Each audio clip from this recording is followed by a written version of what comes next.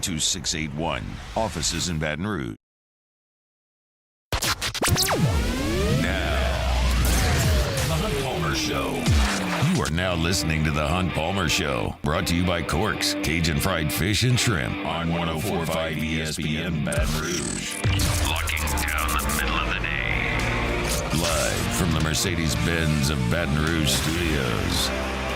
This is Hunt Palmer.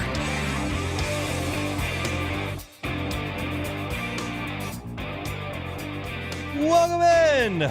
Hunt Palmer coming to you from the Mercedes-Benz of Baton Rouge studio downtown in the capital city on this Football Friday. Glad you're hanging out with us. Got Casey Gaines and Jacob Beck back there on the ones and twos. We're brought to you by Corks, Cajun Fried Fish and Shrimp each and every Friday. Preston Guy, TigerBait.com, is going to be with us in his normal spot 15 minutes from right now. We'll go through the NFL slate on Sunday. My SEC picks against the spread at the beginning of hour number 2. Eileen Lohr, who used to work here in Baton Rouge, BR Proud, now in Tampa, covering the Tampa Bay Bucks. They're, of course, in New Orleans on Sunday, so we'll talk to Eileen in hour number 2. Got to take it or leave it. And, of course, my final pick on LSU and Ole Miss and the Saints and the Bucks. We're going to start with Ole Miss and LSU. 5 o'clock kickoff inside the vault up there in Oxford, Mississippi. Look, we do 10 hours here on the Hunt Palmer Show every week. And we usually turn the page to the next opponent after about 3 of them. So 7 hours of this show is 80% focused on what LSU's got coming up. We do some recruiting. We certainly talk Saints, SEC stories that we need to get to, Ryder Cup. But we spend a lot of time on the opponent.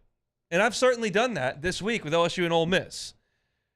I've done segments on Ole Miss's run game and their offensive line. I've done segments on Pete Golding and his new defense and how that's looked in Oxford.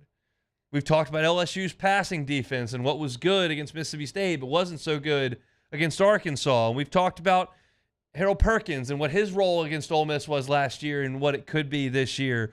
We've talked about LSU's offensive consistency all year long and what that means into this game. And look, I've got a sheet here that's got every Ole Miss statistic you could want on it. I got highlight marks on it. I can tell you right now how many points Ole Miss has scored, how many times Jackson Dart's run the ball, how many yards per punt they average. Like every traditional statistic that's out there, essentially I've analyzed on LSU and Ole Miss. I have watched every snap, basically, except for a few against Florida State where I was driving because I was mad and didn't want to watch the game anymore before the postgame show. And I've watched highlights of all of Ole Miss's games. And I could try to sell you a bill of goods about this key there, this interesting stat here. I think it boils down to pretty much one thing on Saturday night. There's always outlier games, things that are weird that happen. There are games where you fumble 4 times, or you get into the red zone and you fumble a snap on a field goal. There's a couple of years ago inside Tiger Stadium, and Tyron Davis-Price runs for 300 yards on Florida. There was nothing we could have looked at and predicted that would happen. Kind of the same thing last year in College Station with LSU. There really wasn't anything you could point to say that A&M would run it down LSU's throat and that LSU wouldn't be able to score very much on a terrible Aggie defense. There are certainly outlier games that happen. And if that happens, we'll certainly talk about it. But the meat and potatoes of this game boils down to the 2 quarterbacks. I just can't see it any other way. I would throw Jackson Dart right now in with Jaden Daniels, with Spencer Rattler, and with KJ Jefferson. Those 4 quarterbacks are asked to do more for their teams than really anybody else in the SEC right now. Ole Miss has really struggled to run the ball. LSU's defense has been shoddy. Offensive line's been hit or miss with both teams. There have been injuries. There's been adversity. The quarterbacks have kind of been the constant of, hey, we're going to need you to go out there and do it. And for the most part, they have. Jackson Dart leads the SEC in yards per attempt. He's number 8 in the FBS in that statistic. He leads FBS in quarterback running. He leads Ole Miss in rushing. He's 6th nationally in total offense. He does everything for them right now because they haven't established a run like we've talked about. Jaden Daniels is the 2-time SEC Player of the Week. He's gone over 400 total yards of offense 2 times this year. So yes, LSU's run game has got to improve. Yes, LSU's pass rush has got to get home in this game and try to force some adverse situations for Ole Miss. Yes, LSU's got to play better assignment football in the secondary. Certainly you can't just boil it down to the quarterbacks in totality, but for the point of our conversation, assuming all else is generally what it has been, assuming LSU's pass defense is not great, assuming Ole Miss's run offense is not great, it's going to come down to these 2 guys in the shotgun, making plays with their feet, extending plays, hitting the throws, and scoring a bunch of points. I'd be shocked if this is a 21-17 game. It's going to come down to, hey, Jaden, got to hit those throws like you did in Starkville when Malik Neighbors beats him deep. You got to hit the throw to Brian Thomas at the end of the half against Arkansas. You got to pick up that first down when the pocket kind of breaks down and the play doesn't really develop, and you got to run and go get it. And quite frankly, on the other side, if Quinshon Judkins runs for 165 yards on 26 carries, I'll be surprised. Not that LSU's run defense has been awesome, but they've got depth there. And Ole Miss hasn't really blocked very well this year. They couldn't knock Tulane around. They didn't knock Georgia Tech around. They got dominated at the line of scrimmage by Alabama. I just don't think it's going to be one of those games where Ole Miss gets in their tempo and Quinshon Judkins is running wild. And no, I think Jackson Dart's going to have to do what he's had to do for a month. And I think Jaden Daniels is going to have to do what he's had to do for a month. So we'll get to my final pick at the end of the show. I will tell you that yesterday I went through an entire segment for my own mental health and just kind of to toss it your direction as well as the listener. I said, okay, I spend a lot of time on the opponents.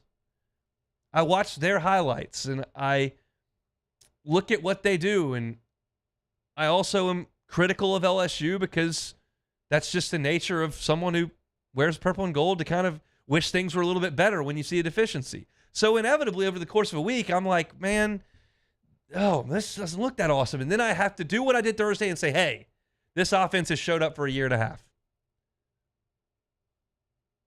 Yeah, not a great first half against Mississippi State last year. Yeah, not a great effort in Fayetteville. Not a very awesome effort in College Station. But for the most part, the offense has answered the bell. And this year, yeah, was it perfect in the second half against Florida State? No. They got after it to the line of scrimmage. They forced some plays into the backfield, and you kind of bogged down. But for the most part, it's been really good. So if you want to conjure up some real belief in some massive adjustments and that the pass defense is going to be awesome tomorrow, I support you in that endeavor. I'm probably going to think LSU's defense is going to struggle tomorrow because I think that Ole Miss's quarterback is good. I think their play caller is good, and I think they're at home. But I also think that LSU's offense is going to do what it's been doing. Statistically, Ole Miss is a good run defense, and LSU's made some strides in the run game the last couple of weeks. We'll see how that one pans out. But when you're going on the road against a team that's going to have an incredible environment, and you're going to have a team that's got its back against the wall in Ole Miss, that has all its goals riding on this game, when you get a guy open, you're going to have to hit that throw. You can't make the catastrophic turnover. Jaden Daniels is going to have to be really good for LSU to win this game. That hadn't always been the case with LSU quarterbacks. Defense is awesome. Run the football. You know that era. You know how that went. We're not in that right now. We're in an era right now where LSU's pass defense and total defense are towards the bottom of the conference, and their quarterback's a 2-time SEC Player of the Week. You're going to have to show up in Vaught Hemingway, grab the football, and go score some points. That's what it's going to take. It should be a wild one, I think, in Oxford. We've got a ton to break down with LSU and Ole Miss moving forward. We'll chat with Preston Guy of TigerBait.com coming up, what he thinks about this matchup for the Fighting Tigers of LSU. Been telling you all month long about our ultimate tailgate. Citizens Bank and Trust, looking for that ultimate tailgate. Rouse is giving away that $500 gift card. We got our winner today. Winner Jared LaFleur in the Studs and Stripes tailgate crew, our ultimate tailgate winner. We appreciate Rouse's Markets, Citizens Bank and Trust for helping us to put that on all month long. Congratulations again to Jared LaFleur. Our Friday show is brought to you by Cork's Cajun Fried Fish and Shrimp. Looking for some quick bite to eat before you head out to a high school football game tonight? Looking for a watch party tomorrow or Sunday watching the Hoodats? Cork's Cajun Fried Fish and Shrimp can help you with that. They're right there on Government between Foster and Jefferson. Fantastic jumbo Gulf fried shrimp, clean, crispy catfish. Their batter recipe right here in the seafood capital of the world, South Louisiana. It's from the folks that brought you Couillon's Barbecue across the river in Port Allen, and Cork's is fantastic. I should go by the drive-thru or dine in their beautifully renovated dining room right there on Government Street. They can do big-time catering orders. If you're not doing a tailgate party or a watch party, but hey, next week you'd like to feed the office, Cork's can absolutely help you with that. They'll get you those big pans of the catfish, big pans of shrimp, those crispy shoestring fries. Great stuff over there at Cork's, and we appreciate them bringing you our Friday shows each and every week. We will take a time out. When we come back, Preston Guy, TigerBait.com. It's the Hunt Palmer Show. You are now listening to the Hunt Palmer Show. Love telling you about Boudreaux's Electric. Boudreaux's Electric. They are a certified Generac generator dealer. Not just that, they're a premier Generac generator dealer. If you find a Generac generator less expensive than you would at Boudreaux's, they'll match that price. I don't think it's going to happen, but they will match that price. And what they're also going to do is give you a free 10-year warranty with every Generac generator purchased at Boudreaux's. Just protect yourself from those power outages. Sometimes they're sustained for a long time during hurricane season, and have that generator rolling. It's a game changer. Sometimes it's a fairly quick one, but you don't want the TV to go out when you're trying to watch the game. Boudreaux's Electric can help you with that Generac generator. Call them at the same number they've had for 40 years, 985-397-1562. It's Boudreaux's Electric. You can find them at 985-397-1562. Our listeners fire off their opinions on the jimsfirearms.net hotline at 499-1045. Keep listening for your next chance to shoot us your thoughts with the jimsfirearms.net hotline on 1045 ESPN Baton Rouge.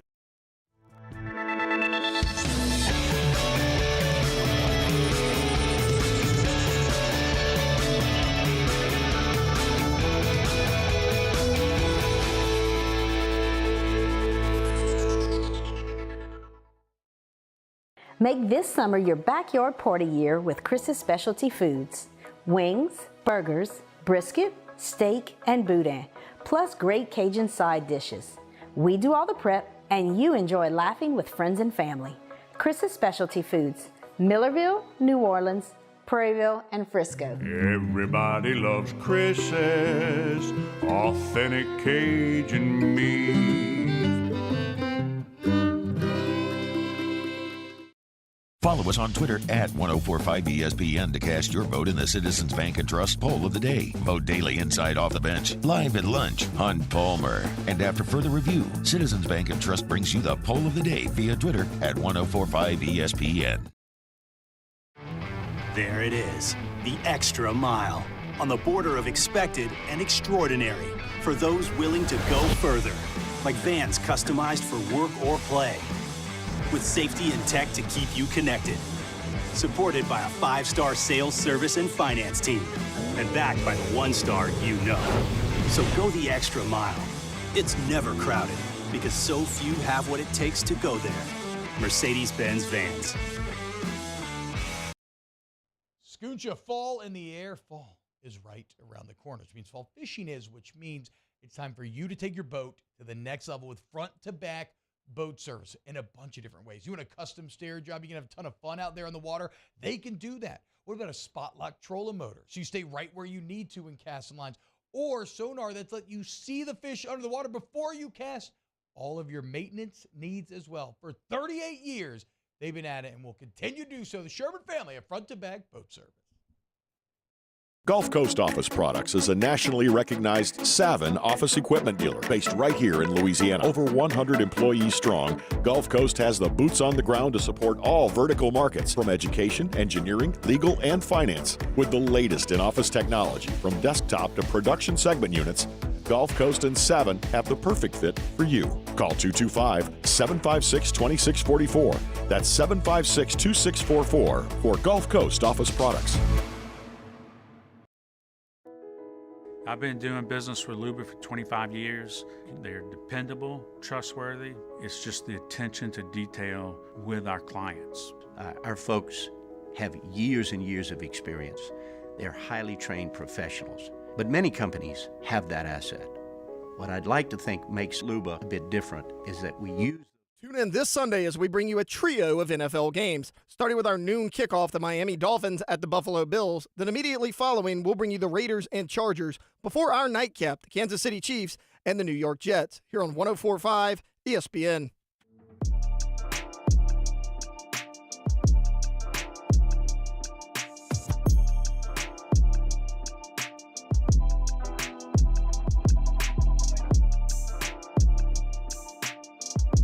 You're listening to the Hunt Palmer Show, brought to you by Corks, Cajun Fried Fish and Shrimp. Hope your football Friday is going well. We're moving right along here. Excited to be here and excited to welcome in Preston Guy, as we do each and every Friday. He of TigerBait.com, joining us on the Jim's Firearms Hotline. Preston, how are you, sir?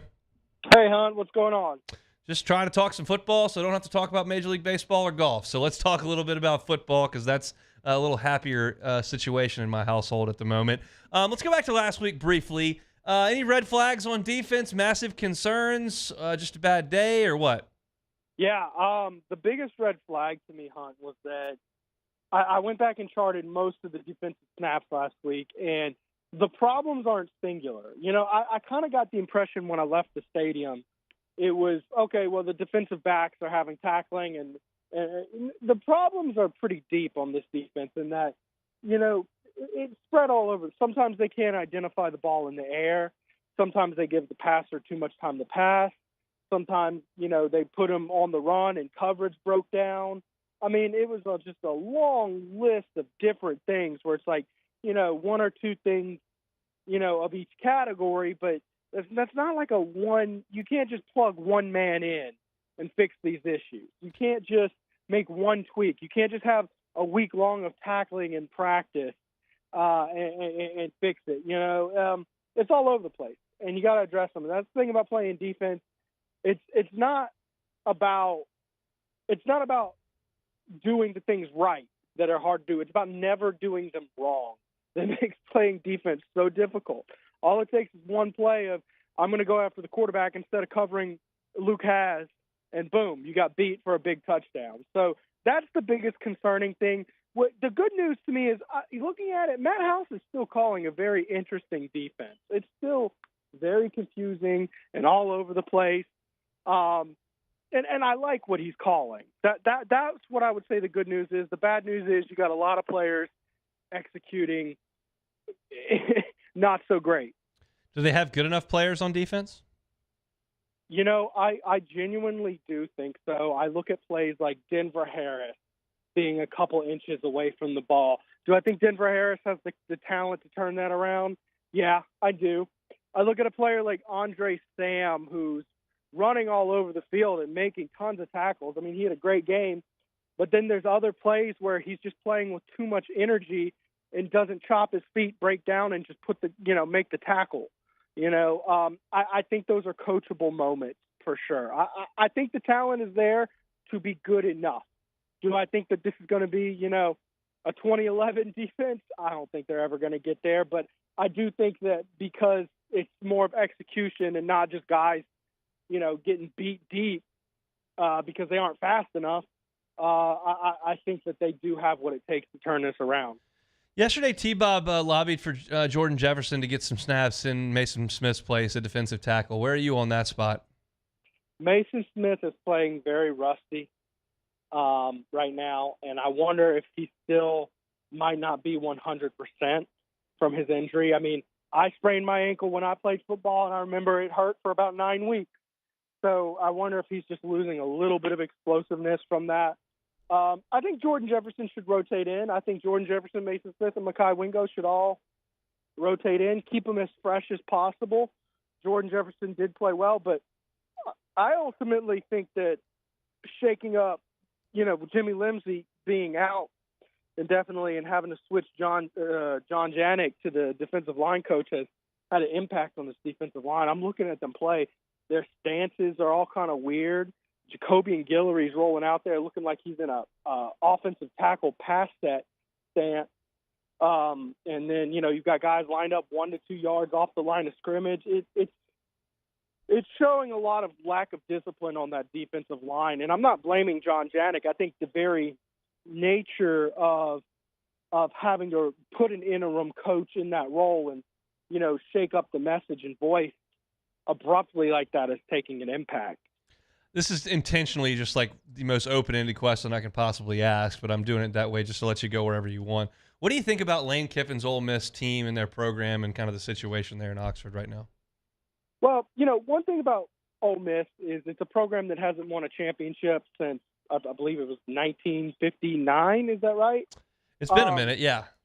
It's been a long time. I don't think either of us were around, were kicking around back then. But it's in Mississippi where you have to split talent with Mississippi State, and it doesn't produce talent like Louisiana or Alabama does already. It's a program that's not the easiest to win at, is what I'm getting at. And you have to temper your expectations. I believe actually last year was their first 10-win regular season, season before that was first 10-win regular season in program history. And that just really shocked me. So you do have to put some temper of expectations on Ole Miss just because it's not the easiest place to win. I do think Lane Kiffin has done a good job. I think he is not a perfect coach, but he's a really good offensive mastermind. I think that he's got a good thing going. I think Jackson Dart is a mobile, capable quarterback, but he's no Matt Corral. Let's put it like this: if you're Ole Miss, you're ecstatic to keep him as long as you can, I think. So as far as this team goes and this game goes on Saturday night, I know that Lane Kiffin would really like to run the ball way better than they have run it. Do you think they'll be able to do that against LSU? Well, I suspect that they would love to, but running the ball on LSU is not as easy as passing the ball on LSU, particularly if you can get your quarterback out running. So my gut tells me that Lane Kiffin's going to come out gunning early and often. The pass rush got to Will Rogers. It did not really affect KJ Jefferson and Jordan Travis to that extent. They're a little more athletic than him. Jackson Dart's a pretty athletic dude. What do you think about LSU's pass rush in this game? Well, and worth noting, they did put KJ Jefferson. They got him moving a good bit. Yeah. Right? Like, they're there.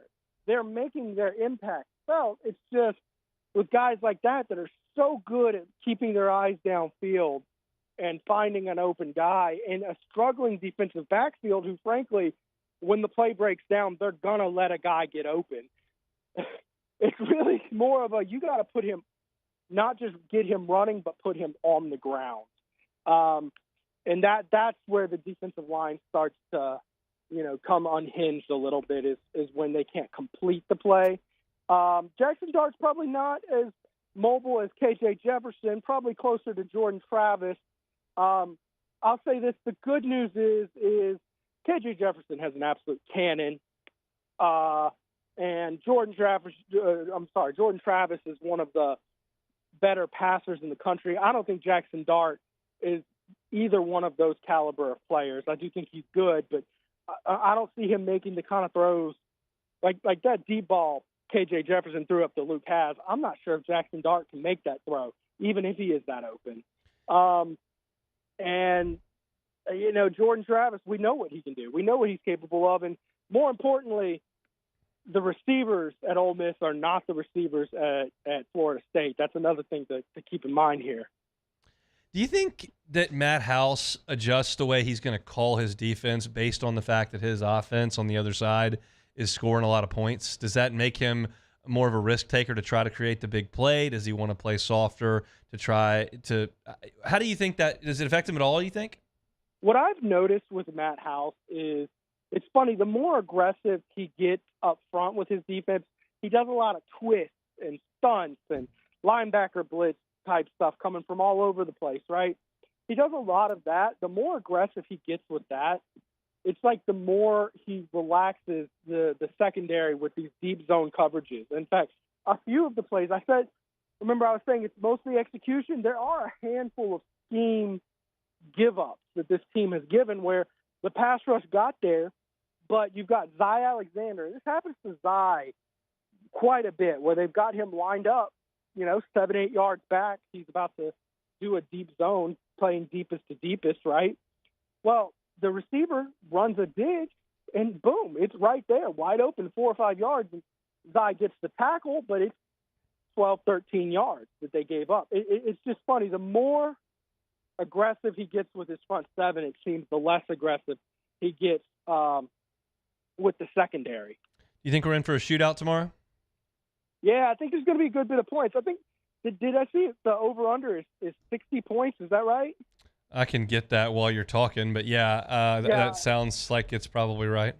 I think that is about right. I think I could see something 35-24, something like that. I'll take LSU by a touchdown. I'll take LSU 35-28. 67 and a half is your over-under. That's a pretty lofty over-under. So right where I'm at with 35-28, I think LSU is the better team and will look comfortably as the better team. But you might need to add on a late touchdown or something like that to really put this game away. I don't think LSU is just going to be, I don't see this going the way Mississippi State went. You can find him on TigerBait.com. Their post-game show fires up when the game goes final. Preston Guy with us every Friday on the Jim's Firearms Hotline. Thanks, Preston. Thanks, Hunt. He is Preston Guy, TigerBait.com. That's basically the consensus that there are going to be a lot of points scored. LSU's a 2.5-point favorite in the game. Over-under, as we just mentioned, 67.5. And as I've said all week, and I'll continue to say, this is just a huge, huge game for both of these programs. It's not often that LSU and Ole Miss play each other when they're ranked. Ole Miss had this in their game notes today. Just the 11th meeting all time when both teams are ranked. LSU leads those games 7-3 in the previous 10. They've met 112 times all time, and only 11 times both are ranked. And we know that a couple of those happened in the 50s. So just a storied rivalry. We can come up with a lot of big games that LSU and Ole Miss have played, and they've certainly played a lot of times, but it hasn't been a situation where both teams were very good all that often. I don't know how good either one of these teams is in the long run, but right now, the goals that they set out for are on the table. LSU is very much in the mix to win the SEC West. They're 2-0 in SEC play. They're very much in line at that point to play for the SEC and get into the playoff as we sit here right now. Ole Miss is 0-1 in the SEC with a loss to a team that they're very much competing with. And if you lose this game, you probably lose your opportunity to win the West. You win it, you're right back there. Again, I'm not betting on Ole Miss to win the SEC West this year, but that's a goal of theirs, and you take a step in that direction, you win this game. You lose it, you're not going to Atlanta, period. And this is the last year that Ole Miss is in a group of 7 that's trying to reach one spot. Next year, you jump into a group that's got 16 teams, 15 others, and you're competing for 2 spots. So instead of just competing with Auburn, Alabama, and A&M, basically, you're now competing with those teams and Texas and Oklahoma and Tennessee and Florida and Georgia, and it becomes, I think, more difficult to make it to Atlanta. So this is a huge, huge game for Ole Miss, and we know it's a huge one for LSU. Somebody is going to be feeling really good about 9 o'clock on Saturday night, and somebody is going to have to do some soul-searching and some direction finding the rest of the way. So I'll give you my pick on this game to finish out our show a little bit before 3 o'clock. Got a few things to get to over the next hour and a half. I'm very much looking forward to it. We're going to get to Eileen Lohr, who covers the Tampa Bay Bucks down there for TV station in Tampa. My picks against the spread in SEC games coming up at 2 o'clock. We still got some sound from Brian Kelly to get to. There's Take It or Leave It. There's lots to get to on this Friday edition of the Hunt Palmer Show, brought to you by Corks. The Hunt Palmer Show. One Bath and Closets, onebathandclosets.com is that website. The holidays are coming up. We're about to flip to October. If you're thinking about what can I get my significant other, I'm not really sure. How about a new closet? How about a new bathroom? David Duvall and his team happy to make that happen this holiday season.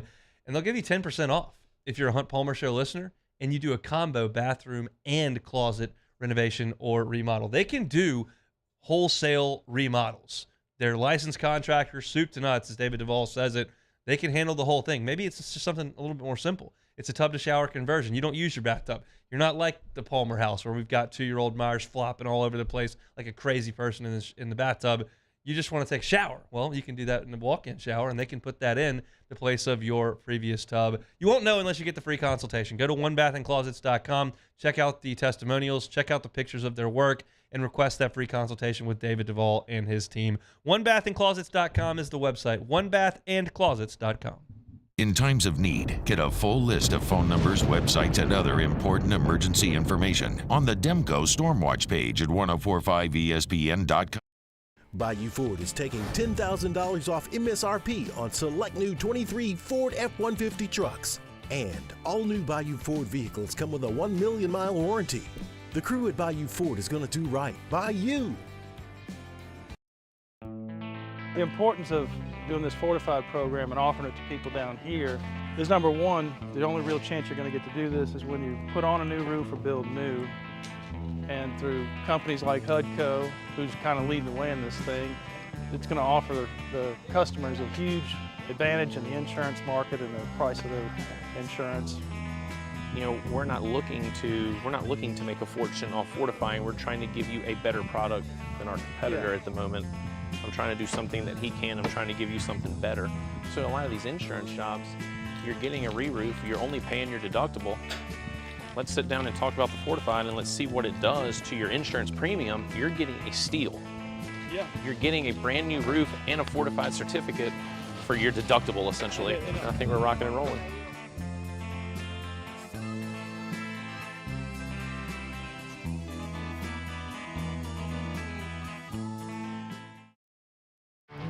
There it is, the extra mile, on the border of expected and extraordinary for those willing to go further, like vans customized for work or play, with safety and tech to keep you connected, supported by a 5-star sales, service, and finance team, and backed by the 1-star you know.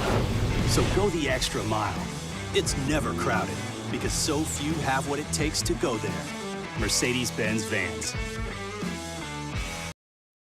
Scooncha, fall in the air. Fall is right around the corner, which means fall fishing is, which means it's time for you to take your boat to the next level with front-to-back boat service in a bunch of different ways. You want a custom stair job, you can have a ton of fun out there on the water, they can do that. What about a spot lock trolling motor? So you stay right where you need to in casting lines, or sonar that's let you see the fish under the water before you cast. All of your maintenance needs as well. For 38 years, they've been at it and will continue to do so. The Sherman family of front-to-back boat service. Gulf Coast Office Products is a nationally recognized Savin office equipment dealer based right here in Louisiana. Over 100 employees strong, Gulf Coast has the boots on the ground to support all vertical markets, from education, engineering, legal, and finance. With the latest in office technology, from desktop to production segment units, Gulf Coast and Savin have the perfect fit for you. Call 225-756-2644. That's 756-2644 for Gulf Coast Office Products.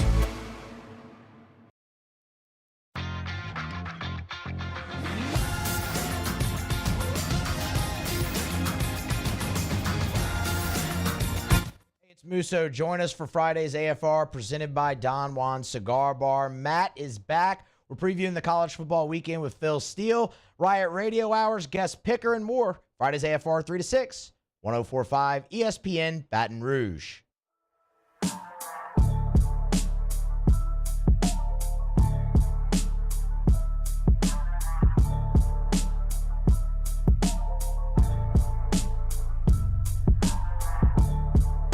This is the Hunt Palmer Show, brought to you by Corks, Cajun Fried Fish and Shrimp. Got a Citizens Bank and Trust poll question today headed up on our Twitter profile at 1045 ESPN. Pretty simple. Your thoughts on the Grove? Tailgating spot up there in Oxford. My thoughts are well documented on the Grove. The options in the poll are great SEC tradition, not my scene, or never been. I think there's probably a pretty sizable portion of you that have never been to the Grove. It's not a trip that everybody makes. I love Oxford. I think the square is awesome. I think they've got really good food. Ajax is great. City Grocery is great. They've got an awesome college baseball environment that I've enjoyed on 3 different trips up there. I love Oxford. I think the Grove stinks. I've said it a million times. I'm not going to have my my thoughts changed on it. I don't like tailgating in a spot where, 1, you can't cook. 2, they got you hiding your liquor places and like padlock and ice chests. 3, it's been ridiculously crowded and hard to find people. And all that equals to me to not be my tailgating scene. I promise you, if somebody drove me up to Oxford tonight and said, hey, hang out on campus today and we're going to be in the Grove tomorrow, I would have a good time because it's great weather and you're there on a campus and you got a football game to look forward to and you have a couple drinks and I'll eat, I'll eat whatever finger foods you put out. But it's just not what I think of as a tailgate. That involves a big old pot of something great. That involves a fire, and the Grove doesn't do it for me from that perspective. But to each their own. Or like I said, a lot of things I really like about Oxford. The Grove's just not one of them. All right, it's that time of the week. We go through our the NFL slate for Sunday in tiers. Tier 4 is the worst action of the week. Tier 1 is must-see TV. Only one game in Tier 1 this week, but a lot of meat in the middle here. We start in Tier 4 with the trash, and this certainly qualifies as the trash. The Bears and Broncos are going to play in Denver. Last week, the Bears lost by 31, and the Broncos gave up 70. So this is compelling football. The Broncos are 1-9 against the spread as a favorite in their last 10 tries. Now, I realize that's not all Sean Payton, but my heavens, that's not good action with the Broncos. The Vikings are at the Panthers. Didn't expect this to be in Tier 4, quite frankly, but it is. Both teams are 0-3. Bryce Young is going to come back. The Vikings defense was not very good last year. It's been awful this year, 27th in the NFL. The question is, do the Panthers have the ability to get after that defense? That really remains to be seen. And I put the Chiefs and the Jets in Tier 4 because that's the best quarterback in the NFL. Patrick Mahomes, 73 quarterback rating against the worst quarterback in the NFL, Zach Wilson, 34 quarterback rating. NBC snagged this up. Sunday Night Football, awesome. Rodgers versus Mahomes. They got to be vomiting at the prospects of this game because it's not going to be close. The one thing that is interesting about this game that I'm sure will happen, but if Patrick Mahomes throws a touchdown this week, he will pass Dan Marino for the fewest games played to get to 200 career passing touchdowns. So kind of feeling you might see that one early in the action. That's your Tier 4. Tier 3, better but not great football. The Falcons are at Jacksonville. The Jaguars have been bad on offense this year, which is a little bit surprising because how well Trevor Lawrence played late last year, and you figure Doug Peterson's a really good coach. They've got 2 touchdowns total in their last 2 games. And the Falcons scored 6 points last week. So this is a big game for the Saints, obviously. You want teams in the NFC South to take those losses. So this would be a spot the Falcons could certainly lose at Jacksonville, but the Jags have got to play much better on the offensive side of things. The Rams are at the Colts. Got this in Tier 3. The Colts are second in the NFL in sacks, and the Rams' offensive line is 27th in pass block win percentage. That's not great for a Rams offensive line that they're trying to kind of rebuild a little bit. So maybe look at the Colts there as a home team. Steelers are at the Texans. How about this record by Mike Tomlin against rookie quarterbacks? 23-4 against rookie quarterbacks. That's the best in NFL history. Pretty impressive. The Texans have 3 offensive linemen on IR and a rookie quarterback. So we'll see what their status is next week when the Saints take them on. But doesn't look good for the Texans in that one. The Steelers look to be the prohibitive favorites. The Raiders are at the Chargers. Justin Herbert has thrown 213 consecutive passes without an interception. The Raiders' offense has been the least explosive in professional football. They have 2 10-plus yard runs in 3 games. Just 2 times they've run the ball for more than 10 yards. That's not that hard to do. And they've only got 6 20-plus yard passing games, so they're getting 2 of those a game. Not explosive at all. The Chargers should be, but they find ways to lose games, it feels like. The Chargers are at the 49ers. It's the last game in Tier 3. Josh Dobbs has been decent for Arizona. The Cardinals are 6th in the NFL in rushing. And how about this statistic, which I thought was nuts? Teams have only run the football 43 total times against San Francisco in 3 games. They're getting run on like 13, 14 times a game. That's it. Teams are just saying, hey, we're going to throw it. We can't run it on these guys. They're too physical. I'll tell you this. The Cardinals are going to try to run it. We'll see if they have any success at all. In Tier 2, this is the good football for the week. We'll get to Tier 1 here shortly. But the Ravens are at the Browns. Cleveland has won its 2 home games, but if you hadn't noticed, 51-6. They clobbered the Bengals in Week 1. The Ravens, as underdogs since 2018, are 18-3-1 against the spread. So that's generally a pretty good team and a pretty good coaching staff to get on as underdogs. They've covered 18 of their last 22 against the number. Washington is in Philadelphia. Sam Howell been sacked 19 times, most in the NFL. Who you playing? Oh, the Eagles, who set a sack record last year.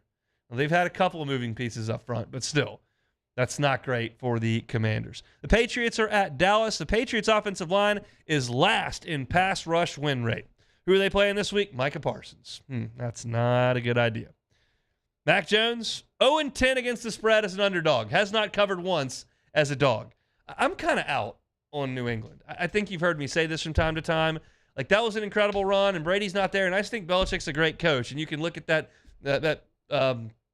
punt block they had where they sent the defensive player kind of in a motion type deal and all the innovative stuff they do. And, but it just, not having an offensive coordinator last year drove me nuts, and they're not very good right now. They're maybe the worst team in their division if the Jets were healthy. I'm out on the Patriots, and I think Dallas will take it to them. The Bengals are at the Titans. The Titans' defensive line is legit. It gave the Saints fits, as you remember. But the Bengals are in this Joe Burrow injury mode of offense where they're getting the ball out immediately just about every time. The Titans have allowed the fifth most pass yards in the NFL. So I don't know last week if the defense was prepared for the Bengals game plan of immediately snap it and get rid of it because Joe's dealing with the calf thing. But I think the Titans will be. It does neutralize their strongest piece, though, with Arden Key and Jeffrey Simmons and all those guys on the defensive front. So see if the Bengals can go to Nashville and get a win. And Tier 1, best game of the weekend, must-see TV of the weekend, what would be my best win of the weekend yesterday, is the Dolphins at the Bills. All three of these games between the Dolphins and Bills last year were decided by 3 points or less. What the Bills have going for them in this game, you all know that Dolphins are high-flying and they're chunking it all over the place and they're scoring a bunch of points. The Bills are third in the NFL in time of possession. That's not a stat that we pay attention to a lot these days. But, I mean, if you're playing a team that's that high-flying and that tough to deal with and that has been that explosive, having the ball and them not having it seems to be a pretty good idea. So we'll see if the Bills can play a little keep away from the Dolphins. But that's your look at the NFL slate coming up this weekend.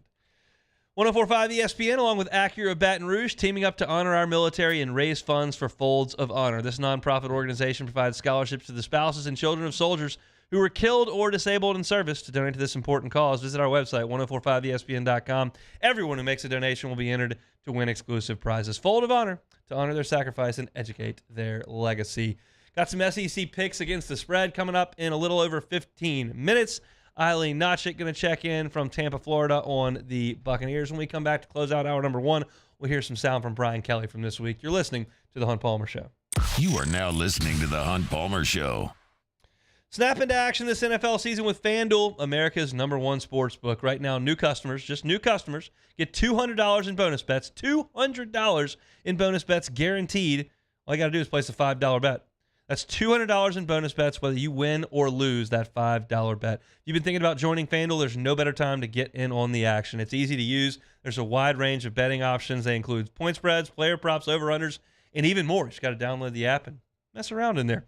So visit FanDuel.com/1045ESPN. That's how you know that we sent you. And kick the NFL season off right. FanDuel, official partner of the NFL. Must be 21 and present in Louisiana. First online real money wager only. $10 first deposit required. Bonus issued on withdrawal bonus bet. That expires 7 days after receipt. Restrictions apply. See terms at sportsbook.fanduel.com. If you're someone who knows a gambling problem and wants help, call 1-877-770-STOP. Our listeners fire off their opinions on the jimsfirearms.net hotline at 499-1045. Keep listening for your next chance to shoot us your thoughts with the jimsfirearms.net hotline on 1045 ESPN Baton Rouge. Bayou Ford is taking $10,000 off MSRP on select new 23 Ford F-150 trucks. And all new Bayou Ford vehicles come with a 1 million mile warranty. The crew at Bayou Ford is going to do right by you. Life in Louisiana is a song. A symphony of sound, colors, and movement.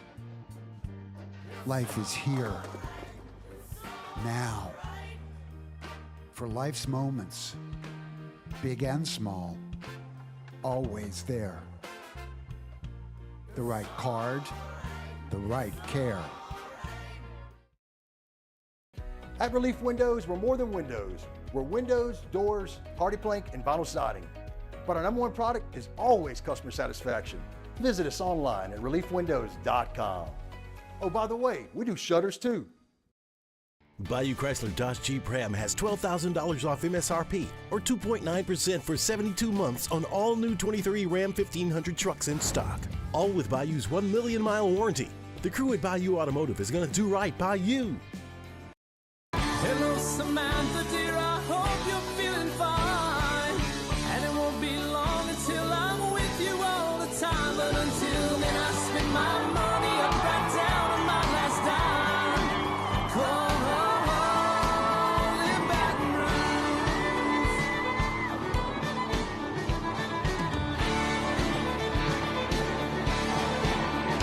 I'm ready, what you put me on through. Gotta send my love down to I've been doing business with Luba for 25 years. They're dependable, trustworthy. It's just the attention to detail with our clients. Our folks have years and years of experience. They're highly trained professionals, but many companies have that asset. What I'd like to think makes Luba a bit different is that we use those talents in a way that truly is dedicated to serving the needs of the folks who depend on us. Dylan Cruz here to tell you about Six Rings Baseball and Softball Camp. If you live on the North Shore and play ball, go to Six Rings Camps with former LSU assistant coach Dan Canaveri. His knowledge is second to none, and your child will improve and have fun doing it. Camps were held at Coquille Park and Six Rings Academy in Covington with 4 sessions over the summer. Full day and morning only sessions are available from ages 7 to 13. Go to sixringsbaseball.com or call 985-206-9096. Learn the game to love the game. There it is, the extra mile, on the border of expected and extraordinary for those willing to go further, like vans customized for.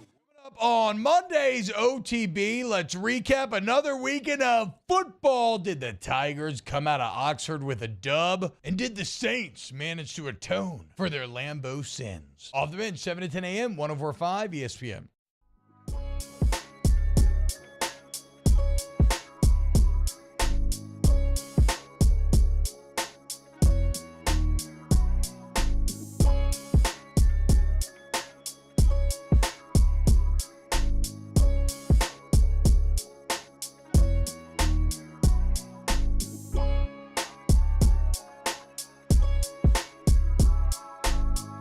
You're listening to The Hunt Palmer Show, brought to you by Corks, Cajun Fried Fish and Shrimp.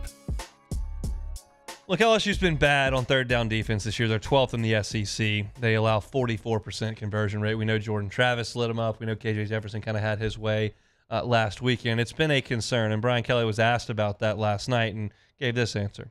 Been a myriad of different things, and primarily, if I could break them down, they're really fundamental at their core. It's pass rush lanes. It's not being great at open field tackling, trying to go with the knockout punch instead of getting the man on the ground, coming out of coverage. It's a litany of really fundamentals that we've really had to drill down on hard this week, and really, I don't want to say not put a lot in the playbook, but quite frankly, just really get down to the basic principles of playing good, fundamentally sound defense. Because if we're in good, fundamentally sound defensive structure, we're going to get off the field in many of these third downs.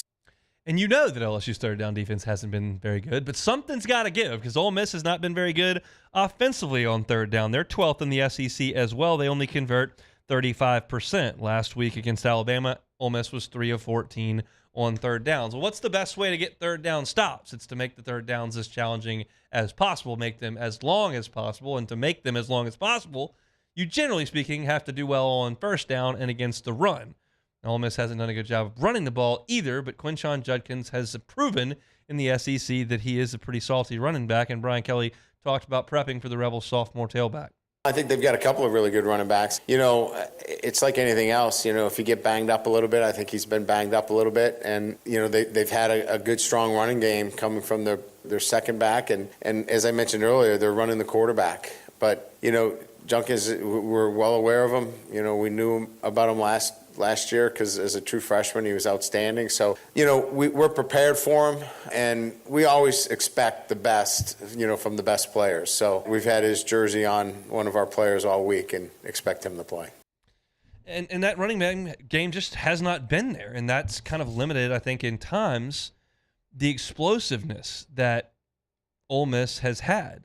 If you look at, you know, that pass plays of 20 yards, that's a hallmark of the Kiffin offense. And they got some of that early, and that's something that LSU has given up a little bit. So the question is, like, can you limit the explosiveness of Ole Miss? They are explosive, and that's traditionally, you know, a Lane Kiffin offense is explosive plays. They do a really good job of setting things up. You know, they're going to run the ball and be patient and then take shots over your head, and that's what we have to be, you know, clearly aware of, and we were last year. And that's really going to be the key for us again in this game, is minimizing the big plays, being fundamentally sound defensively. And, you know, again, a lot of it comes off of, you know, the running game and the play action pass. So if you can eliminate the running game, or at least control the running game, it puts you in a better position against the deep shots. And Ole Miss hit some deep shots on LSU last year early in the game. They hit a big one to the tight end down the seam. On a short yardage play that they got a good matchup on, and Jackson Dart made a great throw on it. And LSU's been susceptible to it, and it hasn't been for one specific reason that LSU's been susceptible to that. It's been Keon Coleman going up over the top and making the catch. It's been KJ Jefferson breaking contain and getting the ball down the field to an open man because Alexander forgot to go with him. It wasn't a physical issue. He just, in terms of I'm not good enough to make this play over the pro, it was I'm covered. Oh, you might run. Guy runs back over the top of you. That's the kind of stuff that you just can't have. It ignites the crowd. It gets everybody fired up in Oxford, and all of a sudden it can be a tough place to go play. So that's got to happen. One more thing on the defensive side for LSU, and it's been a talking point all week with a lot of folks, not just this show, but we asked Preston Guy about it a little earlier. There just hasn't been much impact from Big Mason Smith. And whether or not he's healthy, who knows? I just know that he's not been uber productive. And T-Bob on this station yesterday called for Jordan Jefferson to get some more snaps because he is being disruptive consistently. He is getting into the backfield to make things happen. And Mason Smith, more often than not, is kind of around the line of scrimmage and hasn't been somebody to make a lot of impact plays. So Brian Kelly spoke to what they need to do to get Mason Smith going. You know, he played a lot of the nose for us earlier in the season. So he's two-gapping in the nose. And he was playing a lot of 3 and 5 technique as his freshman year. And in that 3 and 5 technique, he had a lot of opportunities to make big plays. He's not getting as many opportunities to make the kind of impact that he did as a true freshman. And he's only played in about 13 college games. So I think we got to have a little patience, but he's doing some of the dirty work. I mean, if you really look at what he's doing, he's freeing up our linebackers. He's doing the work that he's asked to do. I think maybe we need to be a little bit more creative with him and maximize some of the things that he can do for us. And I think maybe we'll start to see that as we move through the season. I'm not telling you what you don't already know, but just humor me for a second here. The Saints get a bunch of running backs hurt and they don't have any production there. Well, they just go sign Tony Jones Jr. They go add talent to their roster. The Saints offensive line stinks. They're looking at potential guys they could bring in to their roster. LSU doesn't have that luxury, obviously. And if you look at the defense and it's not playing very well, how can it get better? Well, some of the guys have got to play better. Mason Smith, one of the guys, if LSU's defense is going to get better than it was against Florida State and than it was against Arkansas, the guys they have are going to have to play better, and Mason Smith's one of them. So are most of the secondary guys. So are most of the guys out there on the field. I can't point to many guys defensively that I would look at and go, hey, that's exactly what we need from you. It's just not the case. But you figure that Mason Smith's got the ability to be more impactful than he has been. I don't know that because I haven't seen it. I don't know. He was little used as a freshman. He was hurt his whole sophomore year. You know the story by now. So I can't tell you for sure that he's got the ability to be very impactful at the college level. We just think that. And that's something that could make LSU's defense better. Let's hope he shows up in a bad mood on Saturday and starts making some plays behind the line of scrimmage. Because I can promise you this, Ole Miss is going to run it. They're going to hand the football off and try to run it. They haven't had success doing that. That's why they've resorted to Jackson Dart on QB draws, and that's why they're throwing the ball a lot. And they've had success with it, and they move the ball. But they want to run it, and that's right up Mason Smith's alley, no pun intended.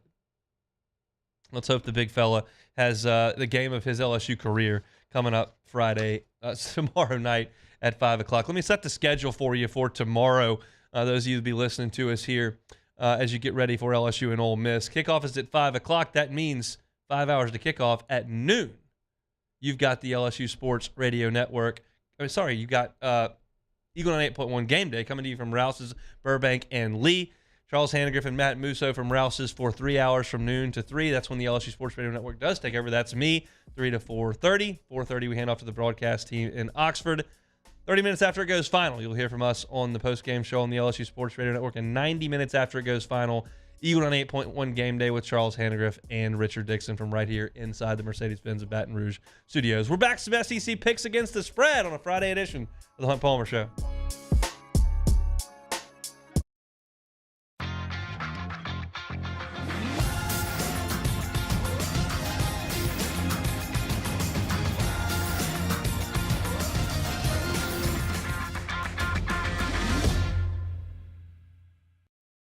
Bayou Chrysler Dodge Jeep Ram has $12,000 off MSRP or 2.9% for 72 months on all new 23 Ram 1500 trucks in stock.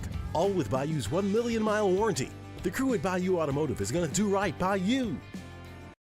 It was a humid day, barefoot children play, looking for that summer shade. Time just slips away. Oh, Louisiana, some kind of hold on me. Like cypress stumps, your roots are planted deep inside of me. Gulf Coast Office Products is a nationally recognized Savin office equipment dealer based right here in Louisiana. Over 100 employees strong, Gulf Coast has the boots on the ground to support all vertical markets, from education, engineering, legal, and finance. With the latest in office technology, from desktop to production segment units, Gulf Coast and Savin have the perfect fit for you. Call 225-756-2644. That's 756-2644 for Gulf Coast Office Products. I've been doing business with Luba for 25 years. They're dependable, trustworthy. It's just the attention to detail with our clients. Our folks have years and years of experience. They're highly trained professionals, but many companies have that asset. What I'd like to think makes Luba a bit different is that we use those talents in a way that truly is dedicated to serving the needs of the folks who depend on us. Dylan Cruz here to tell you about Six Rings Baseball and Softball Camp. If you live on the North Shore and play ball, go to Six Rings Camps with former LSU assistant coach Dan Canaveri. His knowledge is second to none, and your child will improve and have fun doing it. Camps were held at Coquille Park and Six Rings Academy in Covington with 4 sessions over the summer. Full day and morning only sessions are available from ages 7 to 13. Go to sixringsbaseball.com or call 985-206-9096. Learn the game to love the game. There it is, the extra mile, on the border of expected and extraordinary for those willing to go further, like vans customized for work or play, with safety and tech to keep you connected, supported by a 5-star sales, service, and finance team, and backed by the 1-star you know. So go the extra mile. It's never crowded, because so few have what it takes to go there. Mercedes-Benz Vans. Scooncha fall in the air. Fall is right around the corner, which means fall fishing is, which means it's time for you to take your boat to the next level with front-to-back boat service in a bunch of different ways. You want a custom stair job, you can have a ton of fun out there on the water. They can do that. What about a spot lock trolling motor? So you stay right where you need to in casting lines, or sonar that's let you see the fish under the water before you cast. All of your maintenance needs as well. For 38 years, they've been at it and will continue to do so. The Sherman family of front-to-back boat service.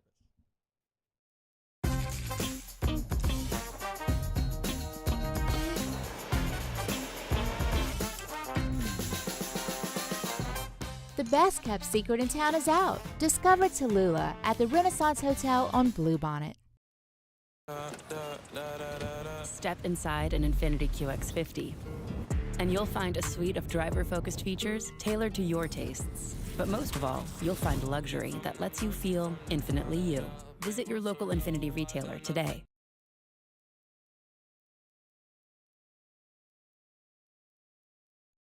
This is SportsCenter. I'm Doug Brown. Raiders defensive end Chandler Jones is now being held on bail in a Las Vegas prison. Jones was arrested today and charged with violating a domestic violence protective order. The Cowboys host the Patriots Sunday. Ezekiel Elliott comes back to town against his former team. The Cowboys are 2-1. Kevin Burkhardt from Fox Sports. Mike McCarthy going back to doing something he's done his whole career, right? Running that West Coast offense and kind of keeping things a little bit more simple and conservative for Dak and keeping away from the turnovers, which I get. But the fascinating thing to me is what has made Dak great is his explosive playability. Kevin Burkhardt on Carlin versus Joe. It's the last weekend of baseball's regular season. The Rangers clinch a playoff spot with a win tonight. They clinch the AL West title with a win and an Astros loss. The Diamondbacks clinch a playoff spot with a win or a Cubs loss. The Blue Jays clinch a spot with a win and a Mariners loss. Team Europe dominates the first day of the Ryder Cup, leading 6.5 to 1.5. Hey, it's Michelle Smallman. Coming up on Monday, I'll tell you all the small things I saw this weekend that you need to know. It's on Sportsman Like, 6 a.m. Eastern, right here on ESPN Radio, ESPN2, and ESPNU.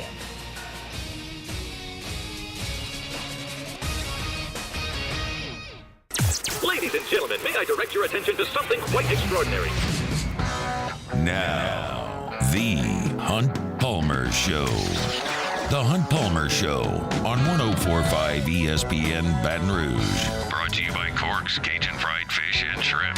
Live from the Mercedes-Benz of Baton Rouge studios. This is Hunt Palmer. 1 hour left in our work week here. Hope your work week is either rapidly shutting down or has just been shut down and you are ready for a football weekend here in the fall. Beck, I was looking at my SEC picks against the spread, which we're about to do, and I looked at my record, and I am 19-22. It's all right here in the doc. I'm 19-22. We got to get above 500. It occurs to me I did not make a Survivor pick for this week yet, so I'm going to do that right now. I had the Ravens in week 1, Bills week 2, Chiefs last week. I'm going to go with the 49ers this week to beat the Cardinals. We're trying to get to week 9. That's the goal here. Yep. I'm going to go with the 49ers to beat the Cardinals. How do we feel about that pick? The Cardinals have been feisty, and they're the ones that knocked you out, right? Yeah, no, that was the Vikings. That Yeah, was the Vikings that did lost. that in week 1. Yeah. That's pretty solid, I think. I don't know where else. I don't know where else you'd really want to go. There right are a there. couple of others that I considered. I mean, Buffalo. You already went Buffalo, right? Yeah. Yeah. I mean, the Steelers against the Texans. That's on the road. That's a pretty good one. I considered, and I realize Washington's playing well, but I considered the Eagles just because they're really good and they're at home. But I'm gonna go. I'm gonna go with the 49ers to beat the Cardinals. They are at home. They're a 14-point favorite. I'll go with San Francisco in my Survivor this week. All right, let's do some SEC picks against the spread. As I mentioned, I'm 19-22. We got to get back above 500. I think we had a winning week last week, but not enough to make up for the disaster that was the 2 weeks previous. I was 5-3 last week. So this week, I'm a sucker this week, big time.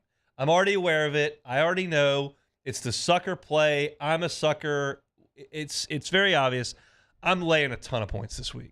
And that is what suckers do. It's what losers do. That's why they build the big casinos. So doofuses like me will lay the cash down and lay a bunch of points, and it generally doesn't work. But I'm going to do it this week, and I'm well aware of that. Florida and Kentucky will play in Lexington at the big grocery store, Kroger Field. And Kentucky's a 1-point favorite. Kentucky didn't win this game for 3 decades, and now they're threatening to win their 3rd in a row. Now, the Florida running game is a fickle cause. 21 carries for 13 yards against Utah. That's awful. That's beyond awful. Against Charlotte, they averaged under 4 yards a carry, and they only scored 1 touchdown. That's atrocious. But against Tennessee, They ran for 195 yards, and they controlled the entire game. We know Etienne's very good. We know Johnson's very good. Kentucky is untested. Like, how do I know what they are? Their schedule's been a disaster. What I do know is that Devin Leary's got to cut down on interceptions. He's thrown 5 of them already. That is far too many in 4 games for Kentucky. It's in Lexington. I think Stoops is a pretty good coach. I still don't think Florida's very good. I think they may struggle to move the football. I'm going to trust Kentucky here and not feel great about it. I'm laying the 1. It's basically a pick 'em, but I'm going to lay the 1 point here with the Cats. Will push if Kentucky wins by a point. The other 11 o'clock game is A&M and Arkansas from Arlington. A&M's a 6-point favorite here. We know that Connor Wigman is out for the year. It'll be the Max Johnson show. Rocket Sanders, TBD. No real update from Sam Pittman on what his status is. Sam Pittman said he feels the best about it that he has since Western Carolina in the opener. So we'll see if he plays. Arkansas could not run with Malik Neighbors and Brian Thomas in the secondary. We saw that all night on Saturday night in Death Valley. Now you got Aniyah Smith. Now you got Evan Stewart. Now you got this crew of talented wide receivers. That kind of feels like the same matchup to me. Now, Arkansas's offensive line also has been a concern. They were better this past week, but they've been a concern. They were bad against BYU, got a bunch of penalties. They couldn't really run it. They weren't great. They weren't great in the 2 layup games that they had. And A&M's defensive line mauled Auburn last week.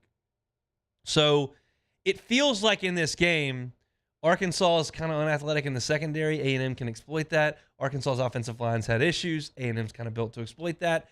A&M's a flawed team for sure, but their strengths line up right with Arkansas's issues. And plus, Arkansas almost never wins this game. So I know that Connor Wigman's out. I think Max Johnson will do enough. I'll lay the 6 points with A&M here in Jerry World in that 11 o'clock kickoff. 2:30 game on CBS from the plains of Auburn.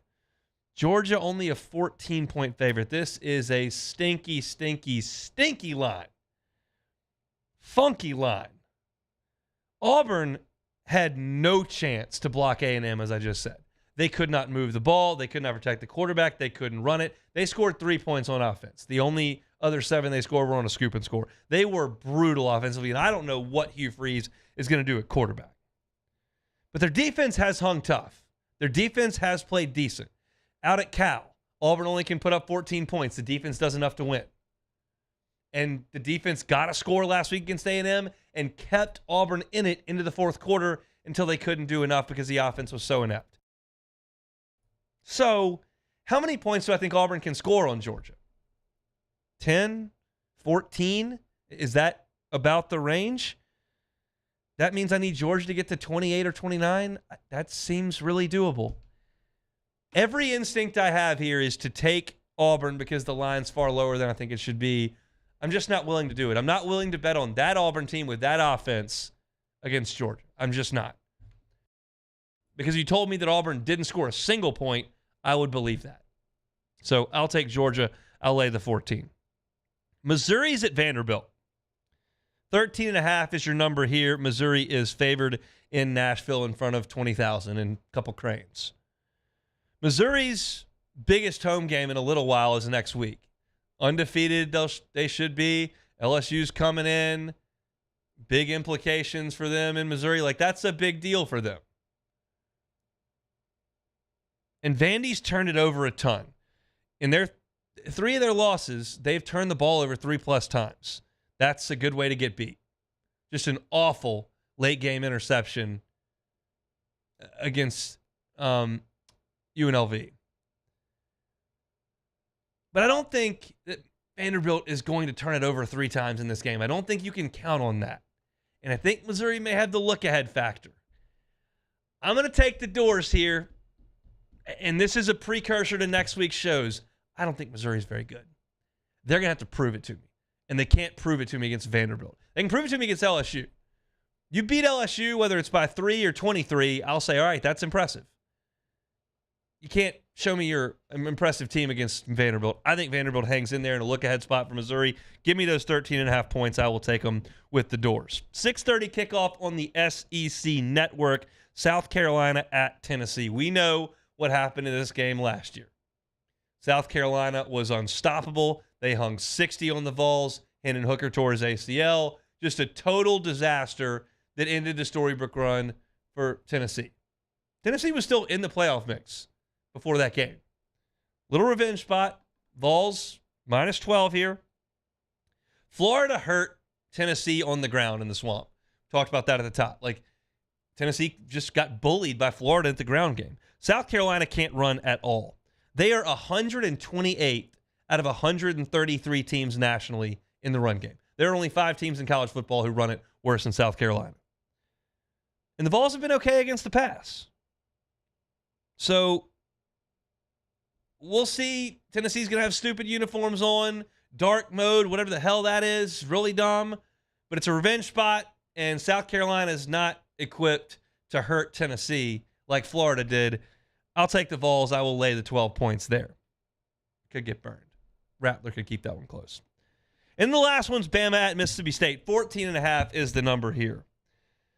Am I buying that Mississippi State found a little offense last week in South Carolina? Will Rogers threw for over 400 yards. Maybe they found a little of that air raid magic. Maybe, but probably not. Rattler and Daniels against this Mississippi State defense. Listen to this. Spencer Rattler last week, Jaden Daniels the week before. 48 of 54. That is an 89% completion percentage. 89% over 2 weeks. 649 yards and 6 touchdowns. Can Jalen Milroe take advantage of that secondary? Because they had no answer for Jaden Daniels and for Spencer Rattler. They had no answer for Malik Neighbors. Can Milroe make him pay for that? I think there will be some deep balls available and he'll hit them. It won't look pretty. He'll miss a couple 3rd and 7s. But I think he'll hit them with a little bit of a deep ball. I'm going to take Bama here, lay the 14.5. I can see that. I can see State being plucky here, and maybe Will Rogers can keep them in it. Maybe Milroe's awful and can't hit the deep balls, and they've got to punt some. But I will lay the 14.5 with Bama here. I'm just laying a ton of points this week. I'm laying a point with Kentucky. I'm laying 6 with A&M. I'm laying 14 with Georgia. I'm laying 12 with Tennessee. I'm laying 14.5 with Alabama. I am taking the 13.5 with the worst team in the league, Vanderbilt. This sounds like a disaster of a slate. I felt good about it last week. I don't feel good about this one at all. I'm just laying way too many points, but it's just the way I see it. We'll keep tally on Monday. We'll let you know. I need to win some games to get above 500, 19-22 on the year so far. Our Friday show is brought to you by Corks, Cajun Fried Fish and Shrimp. When we come back, we're going to talk Tampa Bay Buccaneers and New Orleans Saints. They've got a Sunday showdown in the Dome. And we'll chat with Eileen Lohr, who covers the Tampa Bay Bucs. Spend some time here in Baton Rouge as well. That's next on the Hunt Palmer Show. The Hunt Palmer Show. Ochsner Health and MD Anderson Cancer Center have partnered to create Ochsner MD Anderson Cancer Center in southeastern Louisiana. This collaboration between Ochsner and MD Anderson going to provide patients in our region with cancer treatments that are among the most advanced in the nation. Ochsner is the first and only provider, the only one in Louisiana with a fully integrated cancer program that is based on MD Anderson's practice standards, treatment plans, protocols. They've got direct access to MD Anderson specialists and researchers. There's also going to be some clinical trials that will be available to eligible patients. We're all affected by cancer one way or another, and Ochsner and MD Anderson partnering together to continue that fight against cancer. That expert care that they're offering, 7 locations across New Orleans, St. Tammany, and Baton Rouge. Ochsner and MD Anderson are going to work together to certify additional sites as they move forward. If you'd like more information on Ochsner MD Anderson Cancer Center, I invite you to head over to ochsner.org. That is ochsner.org. In times of need, get a full list of phone numbers, websites, and other important emergency information on the Demco Stormwatch page at 1045ESPN.com. There it is, the extra mile, on the border of expected and extraordinary for those willing to go further, like vans customized for work or play, with safety and tech to keep you connected, supported by a 5-star sales, service, and finance team, and backed by the 1-star you know. So go the extra mile. It's never crowded, because so few have what it takes to go there. Mercedes-Benz Vans.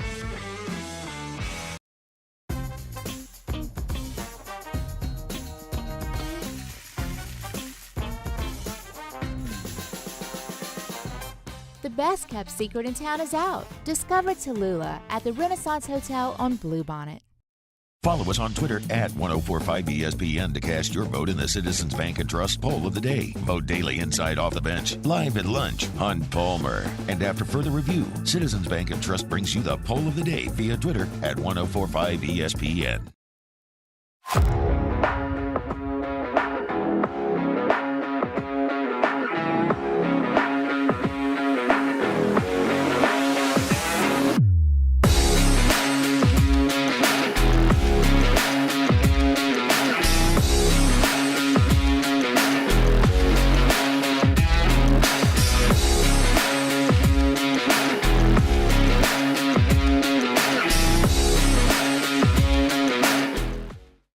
Gulf Coast Office Products is a nationally recognized Savin office equipment dealer based right here in Louisiana. Over 100 employees strong, Gulf Coast has the boots on the ground to support all vertical markets from education, engineering, legal, and finance. With the latest in office technology from desktop to production segment units, Gulf Coast and Savin have the perfect fit for you. Call 225-756-2644. That's 756-2644 for Gulf Coast Office Products.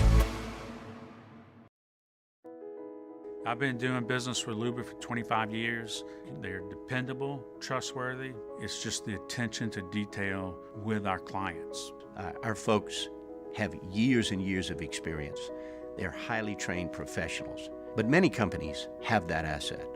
What I'd like to think makes Luba a bit different is that we use those talents in a way that truly is dedicated to serving the needs of the folks who depend on us. Dylan Cruz here to tell you about Six Rings Baseball and Softball Camp. If you live on the North Shore and play ball, go to Six Rings Camps with former LSU assistant coach Dan Canaveri. His knowledge is second to none, and your child will improve and have fun doing it. Camps were held at Coquille Park and Six Rings Academy in Covington with 4 sessions over the summer. Full day and morning only sessions are available from ages 7 to 13. Charles Hannegriff, join us for the Monday edition of Live at Lunch. We are at the Beau Rivage Sportsbook in Biloxi, recapping a big weekend in college and pro football. Live at Lunch, 10 a.m. start from the Beau Rivage on Monday on 104.5 ESPN Baton Rouge.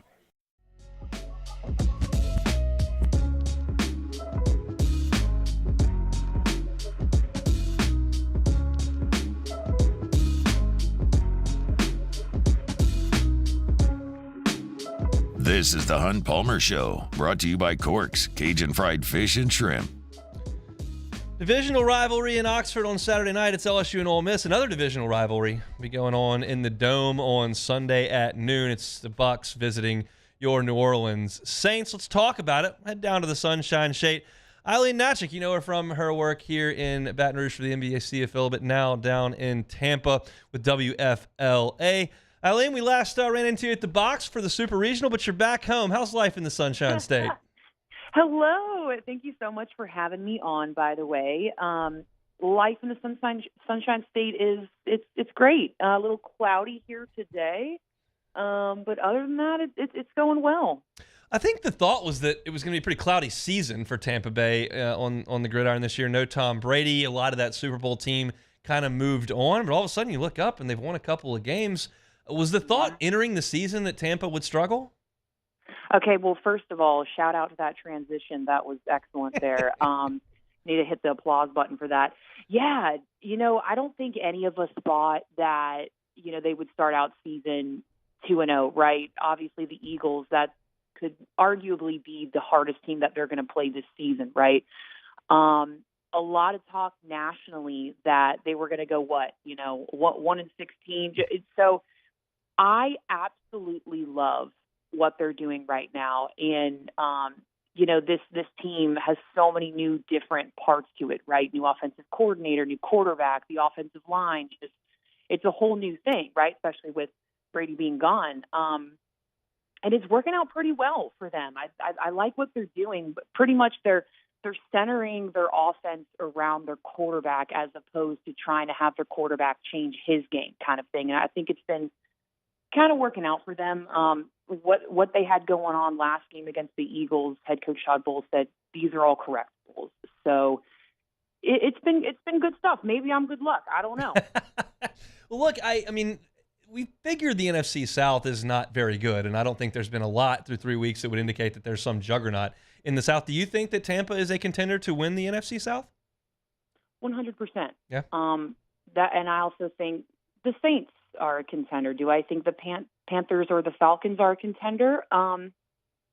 I don't know, but I definitely think it's kind of a running between the Saints and the Bucks, and that's one of the reasons why the game this weekend I feel like is so interesting. Like there's so many, because everybody on the outside, NFC South, this and that, but there are so many storylines in this game, right? Coming off a loss, they're both 2-1. Whoever wins this game kind of has the edge in the division.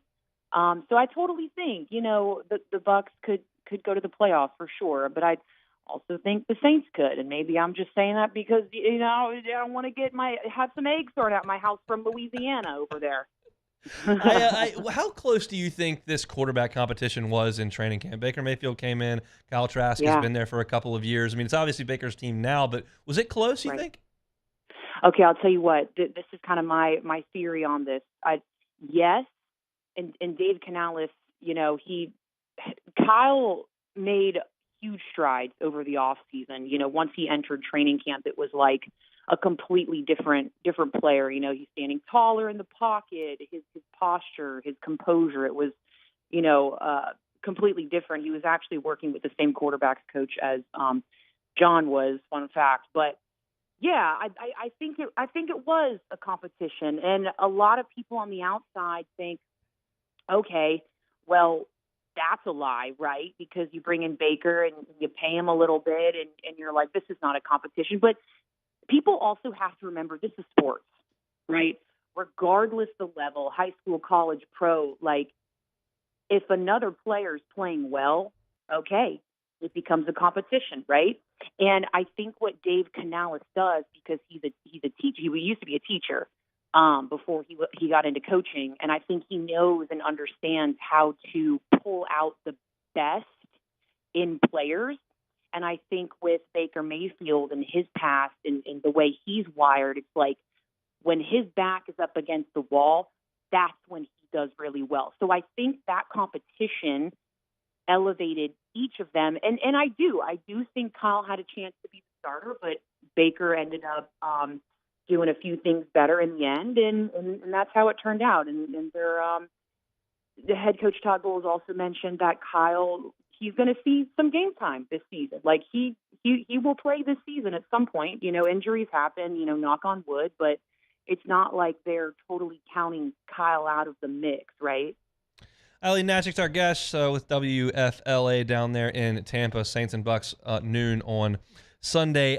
This is a divisional game. It's gotten chippy a little bit in the past, and a lot of that has revolved around Marshawn Lattimore and Mike Evans, who I don't think exchange Christmas cards very often. Does that play down there in Tampa as much as it does here in New Orleans and Baton Rouge? 100%. And I was asking the guys in the locker room yesterday. Unfortunately, Mike didn't talk. He typically talks on Fridays. I was, hoping we would get him, but I asked Levante David, Joe Tryon, Shoyinka, I'm like, hey, can you guys touch on this a little bit? I know, you're not in the mix, but like, what's it like playing next to that when all that's happening? And, it's funny. Levante was like, look, whatever they got going on, it is what it is. But like this game is, they understand what it means to the team. They understand what it means to both fan bases, but oh yeah, everyone here totally buys into it, is into it. It's funny for me being kind of on both sides of the fence, right? Like the last altercation they had, and when Mike kind of blindsided him and shoved him, and when Brady was out there, I was like, man, like what a cheap shot. And then I come here and I'm like, well, I guess I can understand. So it's so funny. Now I can kind of see both sides, right? But that's another storyline, right? Another reason why you want to watch this game. It's going to be a fun one. And if you were to tell me, oh yeah, who knows if they'll fight or something's going to be going on, you're wrong. Something's going to go down. Something's going to happen when you have two guys like that, the best in the league, competitors, want the edge. something's going down. Okay, something's going down on Sunday. I can tell you that. I would bet on that. Actually, you mentioned Right? seeing Bet both. money on that one. You mentioned you seeing both sides. This Jameis Winston has seen both sides of this, and there's a chance he could play. Derek Carr was a limited participant in practice today, so it seems like there's a chance he could play. But does the Jameis Winston angle play at all in Tampa with the fans, or with like Levante David played with him there? Is that a storyline at all? It is, and you know what? I'm glad you asked that, because something I've realized since being here is people in Tampa, they really have a lot of love for Jameis. Like, a lot of people here still have a lot of love for him, and I think that's really cool. And that's, like you said, another storyline going into this game. And man, it just gives you all the emotions, right? Like, if Jameis if he ended up starting, with Devin White being on this side, and then what happened last time they faced each other with Jameis's injury. So that's something I kind of think about too, but totally a storyline. I know a lot of the guys, like, they love Jameis. They're friends with him. They still keep in touch. So, and Baker and Jameis also have a relationship as well. So you got that kind of frenemy vibe going on there.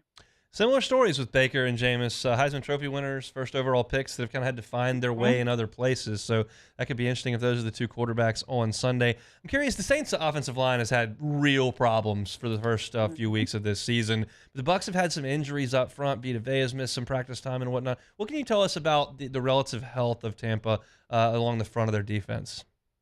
Yeah, for sure. Obviously, you would love to have Kalijah Cansey in there, right? That would be wonderful. But this Bucs team, and kind of thing with Saints, it's a next man up mentality thing. And, Devin White, he was battling through, I believe, a toe injury this week. And last week was something different. So these guys, if the injury isn't too bad, they want to play through it. I'm not too concerned about the health up front in terms of, their secondary. That's where I have some questions with, Carlton Davis and Jamel Dean. Jamel Dean, I believe, will be out this weekend. So, yeah, it's the secondary is my concern more than up front. Eileen, we really appreciate your time. Have a great weekend. Yeah, thank you guys so much for having me. Miss you guys a lot. Louisiana will always have a special place in my heart. And, hey, best of luck on Sunday. Thanks so much, Eileen. We appreciate it.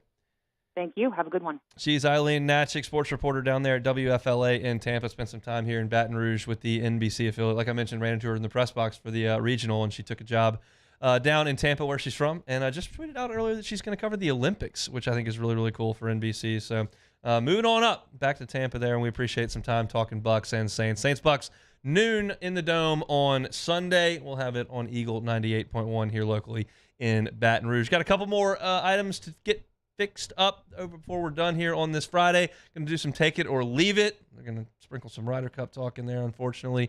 And then we'll get my final pick on Saints-Bucs as well as LSU and Ole Miss. Don't go anywhere. It's a Friday edition of the Hunt Palmer Show. You are now listening to the Hunt Palmer Show.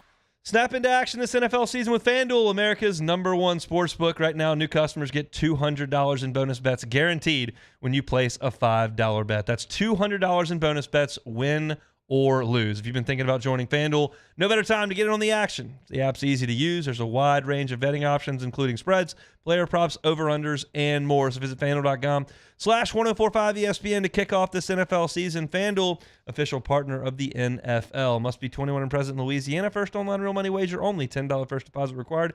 Bonus issues and eligible bonus bet that expires 7 days after receipt. Restrictions apply.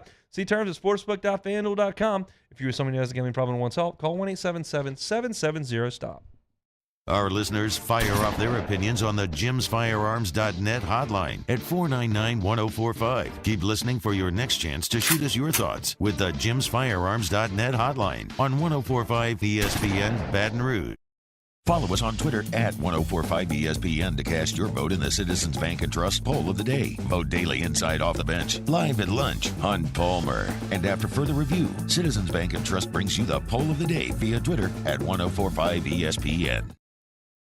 The Windsor Senior Living Community in Mandeville, Louisiana is a beautiful, vibrant apartment community geared towards seniors.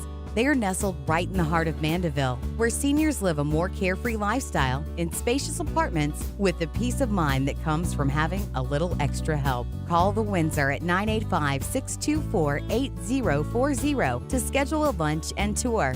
Come see how the Windsor can be your passport to peace of mind. There it is, the extra mile, on the border of expected and extraordinary for those willing to go further, like vans customized for work or play, with safety and tech to keep you connected, supported by a 5-star sales, service, and finance team, and backed by the 1-star you know. So go the extra mile. It's never crowded because so few have what it takes to go there. Mercedes-Benz Vans. Gulf Coast Office Products is a nationally recognized Savin office equipment dealer based right here in Louisiana. Over 100 employees strong, Gulf Coast has the boots on the ground to support all vertical markets, from education, engineering, legal, and finance. With the latest in office technology, from desktop to production segment units, Gulf Coast and Savin have the perfect fit for you.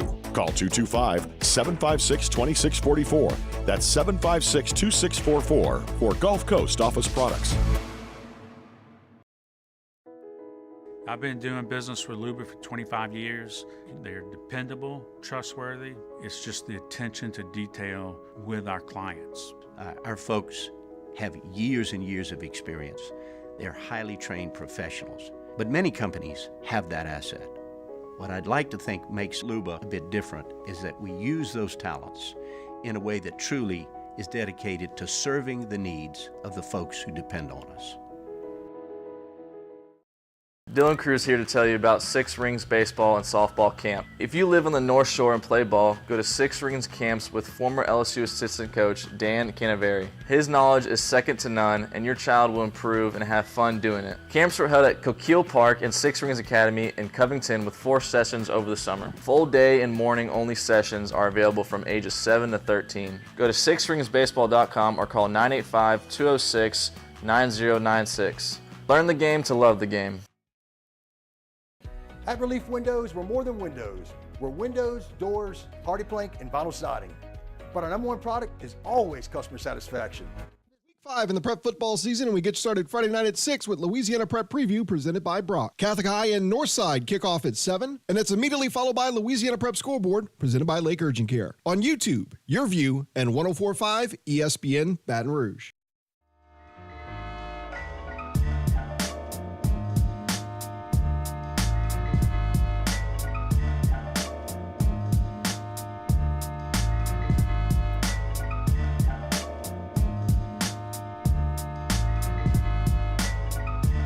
This is the Hunt Palmer Show, brought to you by Corks, Cajun Fried Fish and Shrimp. Shout out to Corks, Cajun Fried Fish and Shrimp. Love telling you about them on our Friday shows. A little late for lunch. You can stop on by there right now. They'll serve you up some lunch, but maybe dinner is a better option for you as you head out to watch some high school football this evening. Maybe better option for this weekend, watching the game, watching the Saints. Corks is fantastic. It's such a great seafood experience. I know we're down here in the seafood capital of the world, South Louisiana, and there's a lot of you that probably think, I'm not going through a drive-through and getting seafood. I promise you, you will enjoy Corks. The shrimp are big, flavorful, and crispy. Catfish is not fishy or muddy. It's crispy, delicious, clean. And the French fries made a little change right out of the gate. They had the crinkle cuts.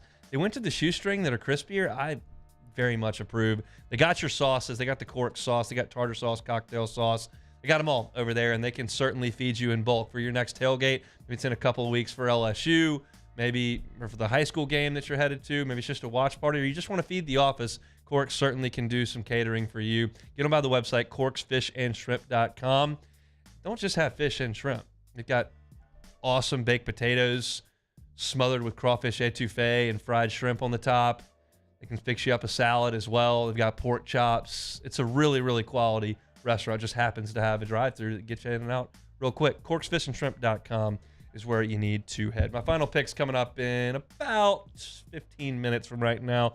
Beck, let's play some Take It or Leave It. All right, first one here. The sports gods are getting you back for Omaha. Take it or leave it. Got to take it. There's no other explanation for this. And I'll tell you, like, Omaha was a dream. Going up there with my dad, get the national championship. It was fantastic, fantastic, fantastic. This last 2 weeks has been awful. And if you toss in the fact that LSU lost their 4th straight season opener in football, not good. For those, I know that 98% of y'all don't care at all about the Cubs. But this is not like, oh, they missed out on the playoffs. This is like they had a 4-game lead, and they couldn't beat the worst team in the league, the Rockies. They're blowing ninth inning leads on back-to-back days against the Braves. Gut-wrenching fashion is what the Cubs have done for 2 weeks. They've lost 13 out of 19. 4 of those times they had leads in the 9th inning and blew it. The closer was hurt. They're dropping routine fly balls in the outfield. It's been an absolute nightmare for 2 weeks. And then I get the Ryder Cup once every 2 years, okay? Once every 2 years. I start watching at 12:30 this morning. An absolute bloodbath for the Stars and Stripes. I mean, just blew all over the board, crushed us 4-0. Then we come back in the afternoon in Rome, and it looks like, oh man, we could win this 3-1. We're right back in this thing. No, did not even win a match. Europe, Victor Hovland, 30-footer, bang. John Rahm, 33-footer, bang. Justin Rose, 8-footer, bang. We don't win a single match. We have 3 of them. How many points are we down? It's 6.5, 1.5? Is that right? Yes, I think so. So we're 5 points down. And by the way, the matches that they tied, they were up. They were 1 up or 2 up leading into the last match. Rose and McIntyre were down 2 up with 2 to play, and they won the last 2. So it's gut-wrenching, but hey, here's the deal. With all that said, the sports gods have come to me. They've exacted their revenge. It was an awful start to football season. It's been a disastrous finish to the baseball season. Wasn't even fun. We got to the fun part of baseball season where you're in a pennant race, and sometimes that goes back and forth, and you lose it. Oh man, that was crazy 2 weeks. It's been a disastrous 2 weeks. Yep. Awful. And the Ryder Cup's probably over before it even started. So that's really bad. All that said, it's worth it. For that 3 days in Omaha and winning a national championship with that team, I'll take all the punishment I'm going through. Hopefully there's not more to come with Ole Miss. Hanny texted me earlier, said, I just wanted to check on you. Said, look, the sports gods have come for their revenge. That's fine. It was worth it for what we got in Omaha. So I'll take this one for the team because last 2 weeks, not good. Duke stuns Notre Dame tomorrow. Take it or leave it. I can't go that far. I realize Duke is ranked, and maybe stuns is a strong word. I talked earlier this week about how that huge environment that was the Notre Dame-Ohio State game, that game day was there, and it was a home game for them, and it was a packed house, and it came down to the final play of the game and how gut-wrenching that is, and then you go to little old Duke. Maybe the fact that game day's coming to Duke gets a little pep in their step, and they play a little bit harder. It's not going to be some sort of hostile crowd or anything. I think Duke's got a good quarterback. I think what Mike Elko's done is fantastic, and he's probably going to be up for some other jobs here moving forward. But I still think Notre Dame's got better players, and they were close to beating Ohio State last week. I think that they will win the game. Duke's a really good story, and they got all those turnovers and red zone stops against Clemson to get that win, which they earned, but it was a little bit of a fluky game. I don't think that Notre Dame's going to lose that game. It would be devastating to their hopes or anything moving forward if they did, and that's why I said it would be the worst loss on the board yesterday when I was talking about the college football top 25, because if they lose to Duke with that loss to Ohio State and they can't win a conference, they're not going to the playoffs. USC scores 50 versus Colorado. Take it or leave it. I will take that. I think they will score 50. Colorado's defense is remarkably bad, and they don't have Travis Hunter out there. They just don't have the guys. They're small. They're not very good. I'm still looking at ESPN earlier today, and they're telling me that Shedeur Sanders is probably a Heisman contender, and I'm going, yeah, the numbers are very good, and the mock drafts are setting him up there. If Colorado loses 5 games, he's not going to win the Heisman. And they got crushed last week. I think they're going to get crushed again this week. Now, they're at home, and they got all the stars coming out. Snoop Dogg's coming up, and there's guest lists for days that are coming to see USC play Colorado in Boulder. But Caleb Williams is also coming, and that's a problem for Colorado. When your defense is awful and the best quarterback in the country shows up, that's generally not a great recipe. So I think that it's likely that USC scores 50. I still don't think that's going to slow the hype train down. They're just Colorado may score 40. I mean, USC's defense is bad. USC's defense is bad. But I don't even. What's the number on that game? I'm not sure, but I'm guessing the total's got to be somewhere in the 70s. Let's see. I'm just going to look it up. We got time. USC Colorado. The line is 21.5. The over/under is 73. Yeah. You willing to bet the over on that? 73? I don't know, but I would probably take the under. I don't think Colorado is going to score more than 20 or 30, and then USC will probably score 40, but it'll be close. We've got some time. I'll tell you a quick story. I don't bet on sports very often at all. I bet it's $100 in the Super Bowl every year, and when I go to Vegas, I'll go to a sportsbook window and put something down. I was there for a conference, and it was during the Sweet 16 and Elite 8. So during the Sweet 16, Eric Musselman was the coach at Nevada, and they were playing. Who went to the Final Four that was a really small school? Was it Loyola Chicago? Yeah. Yeah. Nevada was playing Loyola Chicago. And I took the over in Nevada in that game, both of those. What a parlay. I just took it each individually. And Nevada went like 7 minutes without scoring a point at one point. That was not a very fun watch. It's the only time I've ever bet an over in my entire life, and it did not hit. You got to have some points if you're betting that over. You got 73 in a football game, they better be running up and down the field like crazy. But if USC can score 60, and you can get there pretty quick. Yeah. So we'll see. Last one here. Ole Miss celebrating its 2003 team. Take it or leave it. That's a little much, I think. I realize they don't have a lot to hang their hat on, and you really can't honor the 1959 team at this point. You probably have like 3 guys show up. But that's a tough... I realize they believe that they were the West co-champions, which you could, I guess, theoretically talk yourself into. They went 7-1 in league play, which is the best they've ever done since the league split and went into divisions. You also lost to Memphis that year by 10. That's not great. And you lost the big game that you played against LSU at home. And so you were 9-3. You won the Cotton Bowl before it was the New Year's Six Bowl.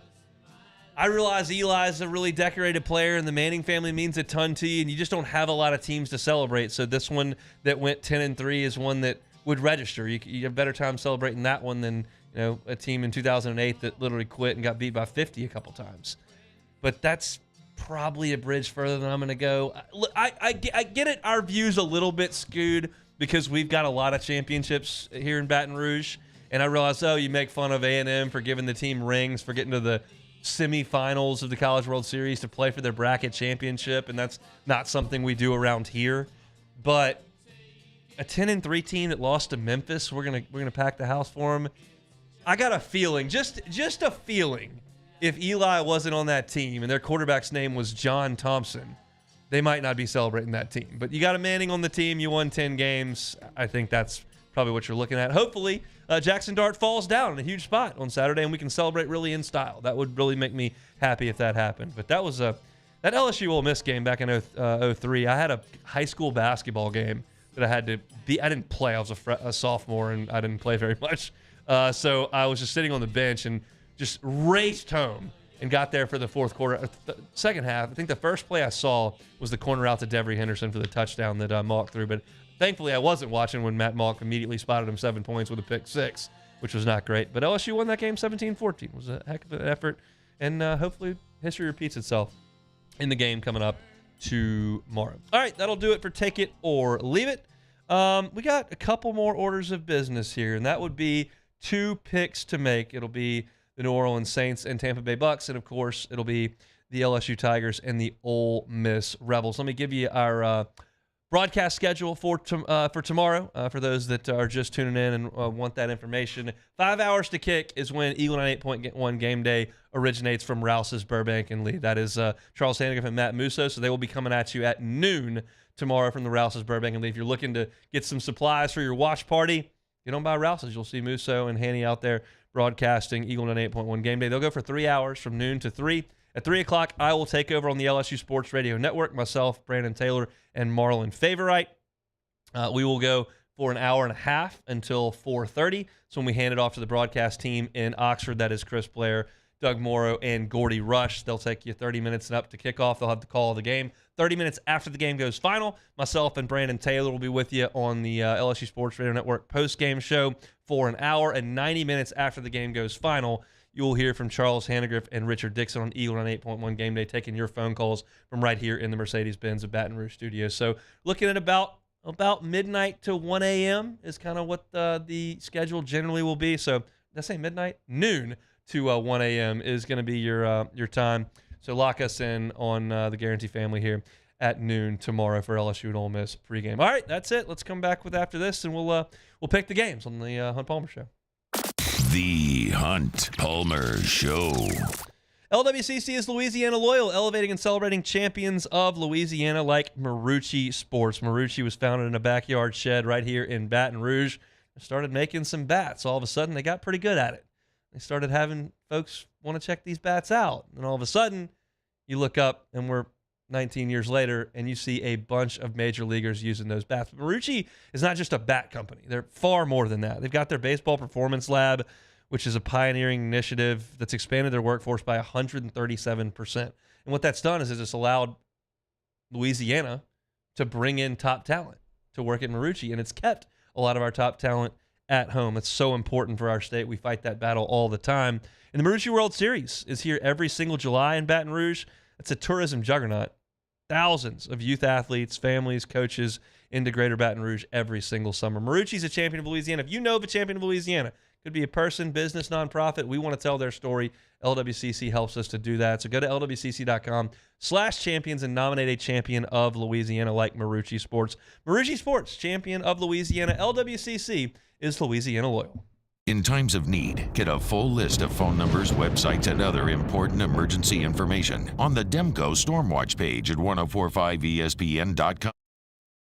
Scooncha, fall in the air. Fall is right around the corner, which means fall fishing is, which means it's time for you to take your boat to the next level with front-to-back boat service in a bunch of different ways. You want a custom stair job, you can have a ton of fun out there on the water. They can do that. What about a spot lock trolling motor? So you stay right where you need to in casting lines. Or sonar that's let you see the fish under the water before you cast. All of your maintenance needs as well. For 38 years, they've been at it and will continue to do so. The Sherman family of front-to-back boat service.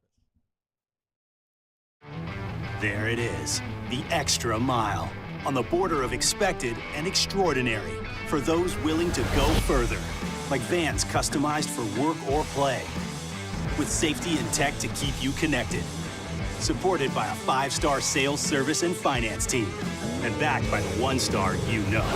So go the extra mile. It's never crowded, because so few have what it takes to go there. Mercedes-Benz Vans. Make this summer your backyard party year with Chris's Specialty Foods. Wings, burgers, brisket, steak, and boudin, plus great Cajun side dishes. We do all the prep, and you enjoy laughing with friends and family. Chris's Specialty Foods, Millerville, New Orleans, Prairieville, and Frisco. Everybody loves Chris's authentic Cajun meat.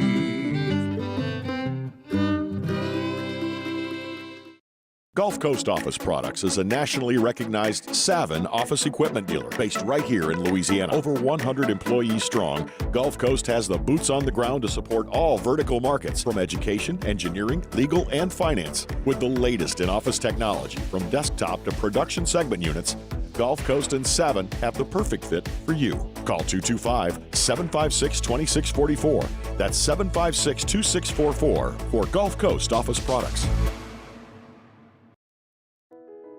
I've been doing business with Luba for 25 years.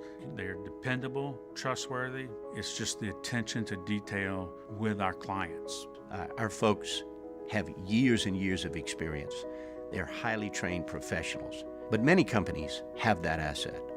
What I'd like to think makes Luba a bit different is that we use those talents in a way that truly is dedicated to serving the needs of the folks who depend on us.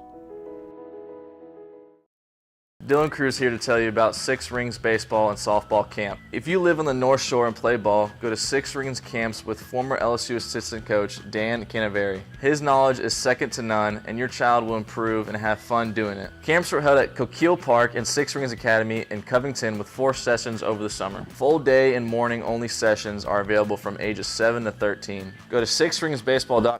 Tune in this Sunday as we bring you a trio of NFL games. Starting with our noon kickoff, the Miami Dolphins at the Buffalo Bills. Then immediately following, we'll bring you the Raiders and Chargers before our nightcap, the Kansas City Chiefs and the New York Jets, here on 104.5 ESPN.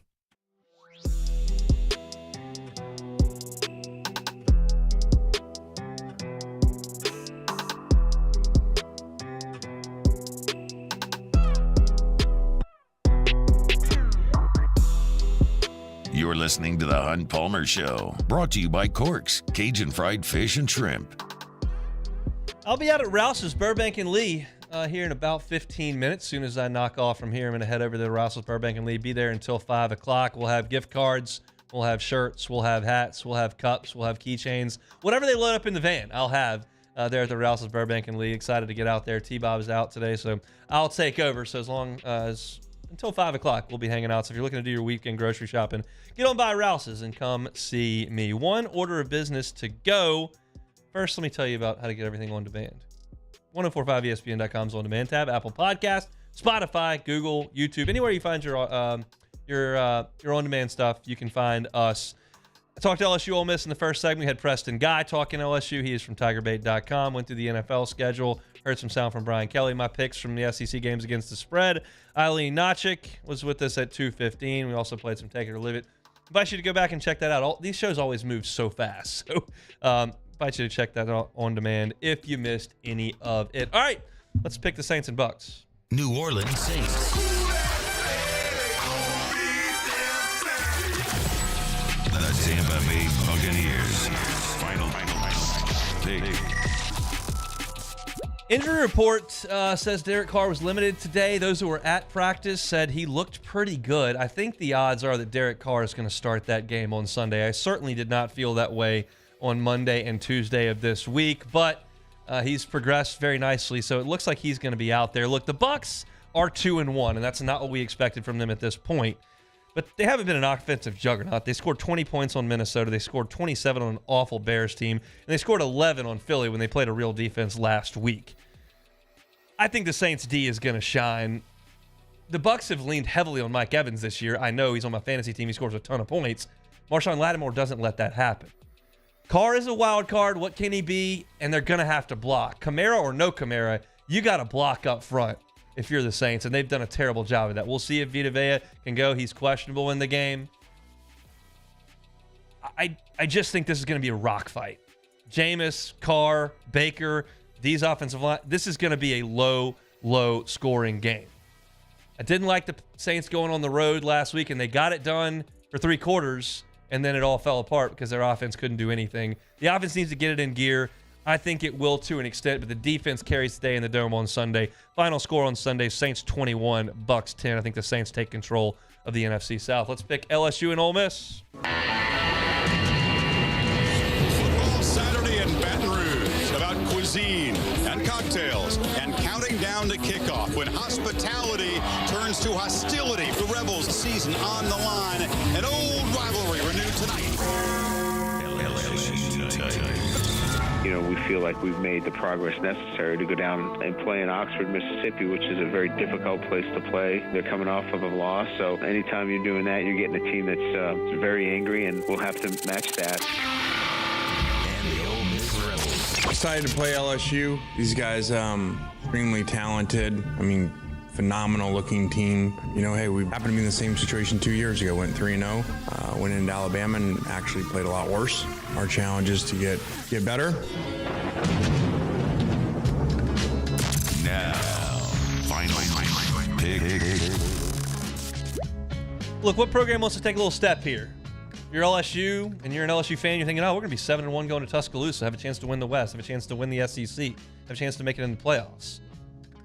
You lose on Saturday, throw some of that stuff out the window. Ole Miss, think you're taking the next step under Lane Kiffin? Think you're a program that can get to Atlanta for the first time? Well, you got embarrassed last week in Tuscaloosa. You lose this game, you can kiss that goodbye. You can probably go to the Music City Bowl, check out some kind of Gator Bowl or something. Somebody's moving forward in a big way on Saturday, and somebody is really going to have to do some soul searching as they move forward in the season.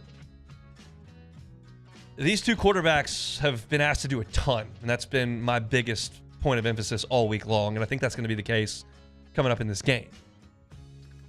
Pete Golding's got an improved Ole Miss defense. Is it great? I don't know about that. LSU's had its significant issues on the defensive side of the ball, that's for sure.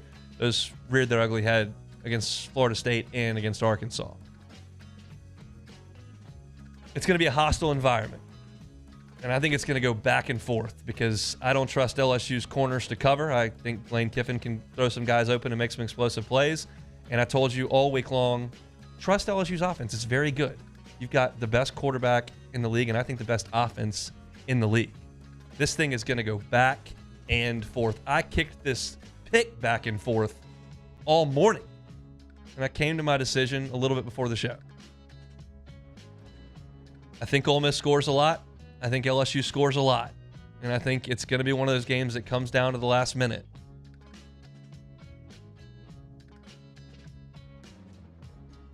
I think LSU wins this game 37-35.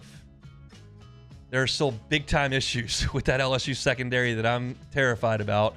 But I'm going to take my own advice from yesterday and earlier today. I'm going to trust Jaden Daniels. I'm going to trust Malik Neighbors. I'm going to trust Brian Thomas. I'm going to trust Logan Diggs. I'm going to trust that offensive line that's found a little bit in the running game to do enough to win a shootout in Oxford. Find one way to win by 1 point, and then let's go to Missouri next week.